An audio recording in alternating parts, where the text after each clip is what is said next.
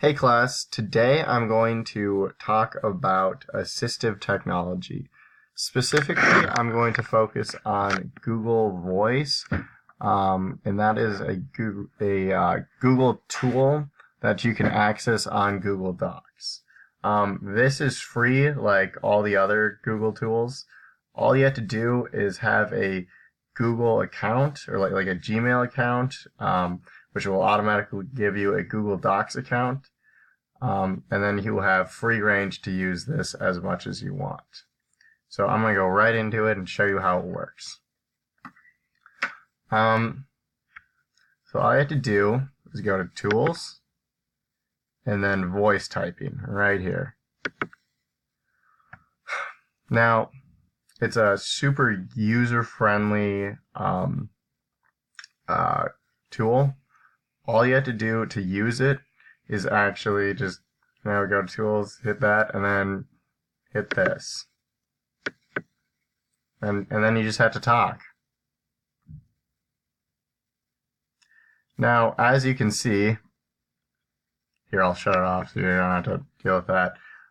It has its inherent disadvantages. Like, I never said some of these things. However, if you speak clearly, it's much better at reading it. So I should get into a little bit of why I actually started using Google Voice. So I learned about Google Voice. I went to school in a Google classroom, if that makes sense, like a classroom where we focused and we used Google Chromebooks, and we use Google tools all the time. So I was kind of raised using Google Docs. And as I may or may not have told the class, I have dyslexia pretty bad. So typing out a sentence for me takes a lot longer and is a lot harder than most people had to deal with. And a huge struggle I have with typing is spelling. I am just a gosh awful speller. I can't spell pretty much anything. And Google Voice takes away the need to have to know how to spell every single word. I can simply just say the word, and for the most part, it'll hear what I'm saying and then translate that onto the screen, like you just saw there. Now, like I said, so I guess some advantages to Google Voice is it lets students who have a learning disability that it would maybe prevent them from being able to type up a paper like maybe a student in a general education classroom could. And now it makes it so they can type at like a faster rate and keep up with general education children.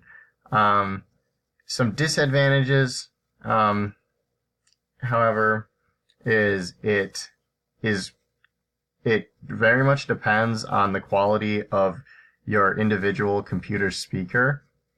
So the more, the nicer of a laptop you have, the better and the more it's gonna work. However, like if you're like me and you have a pretty mediocre laptop, then you're gonna have mediocre quality with that. So that's a disadvantage. Another disadvantage is it doesn't really account for punctuation or anything like that. I wish there was a way where it could automatically put punctuation in while you were talking, rather you have to say like period at the end of a sentence. And then of course it is sometimes really bad at actually hearing what you're trying to say, as you saw from this example. It's very much not a perfect system, but I have faith that Google will improve upon it